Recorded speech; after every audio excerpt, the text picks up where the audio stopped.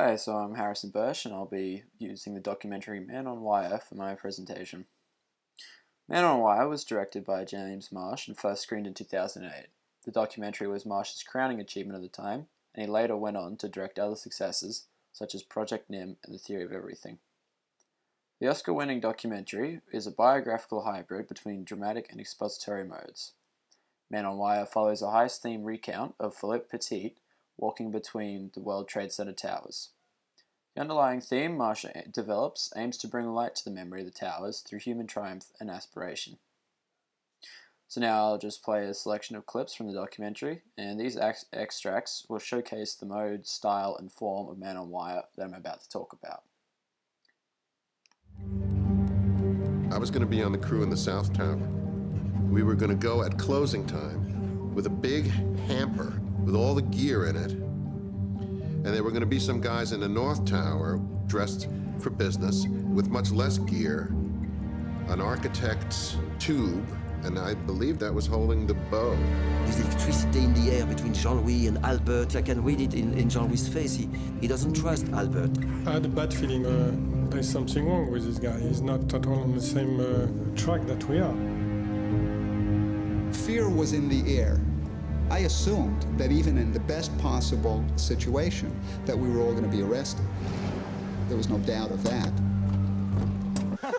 even if I miss, doesn't matter. We had I guess it was a little bit of a boot camp or a training camp.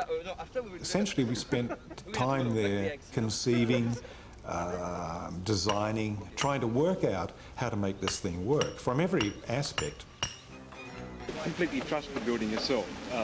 Is it safe up there? Yeah. I mean, like tumbling down, falling down or something? Yeah. No, it's safe. Here was this sort of long-haired Australian and this sort of very volatile Frenchman who couldn't speak great English, saying we were journalists, and we enlisted Jim Moore, and he was the cameraman.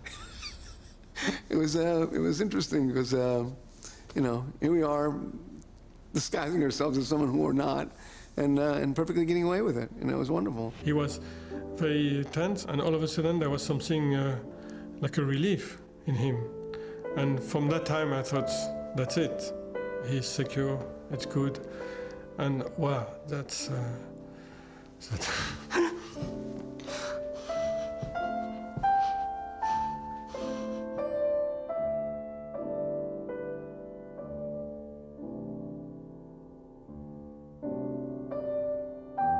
J'ai vu Philippe.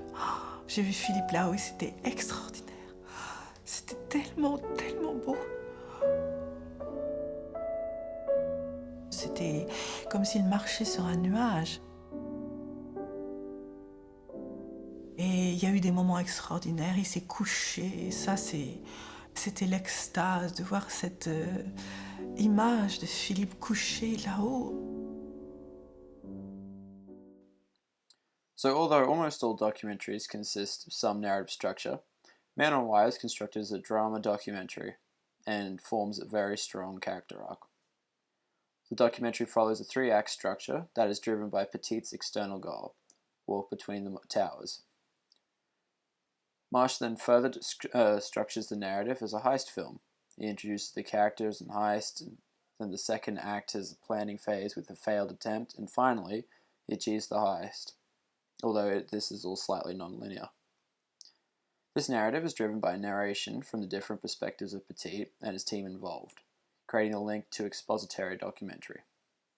Furthermore, Marsh utilizes the non-linear approach to control the pacing of the story and heighten the tension felt.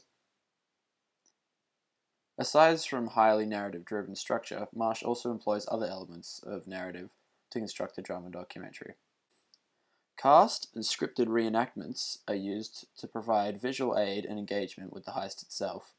However, Petit provides a wealth of archival footage of the entire planning process. Conflict between characters is also emphasized in the recount, strengthening the narrative. Similarly, Marsh sets up a series of obstacles Petit has to overcome in order to propel the story forward with each victory. Although many narratives are externally driven, Marsh has chosen to focus on character in Man on Wire, emphasizing human aspiration and triumph rather than reflecting on the horrific events of 9/11. The narrative is driven by Petit as our protagonist. He is chosen not only as it is his external goal, but also due to his passionate and playful character being the strongest of the team. Marsh also presents the many facades of Petit's team through their own recount. Each team member has a unique character and even an individual perspective on the heist itself. Some were a lot less dedicated than others. This wealth of character enriches the documentary as it provides strong emotional attachment and therefore engagement. Although Marsh's narrative style focuses heavily on character, the way he presents these characters is through the heist.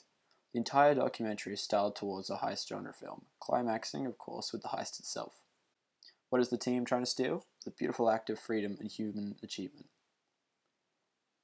Following the team recounts, Marsh reenacts the heist by the book, strengthening credibility and engagement. In terms of form, Marsh employs stark contrast with low-key lighting that are iconic to the older heist films. This lighting translates into the interviews and even the mugshot-esque introductions for each character. Although most of the archival footage is less stylized, these heist-esque segments blend seamlessly in the edit. With this form and style, Marsh aims to embody the beauty of Petit's act of human aspiration. Philip Petit embodies the human spirit. He's passionate, driven, happy, and eccentric. He's driven by the pure act of walking between the towers, with no reason, just an unpolluted want, irrelevant to politics or fame. This is why Marsh focuses on narrative.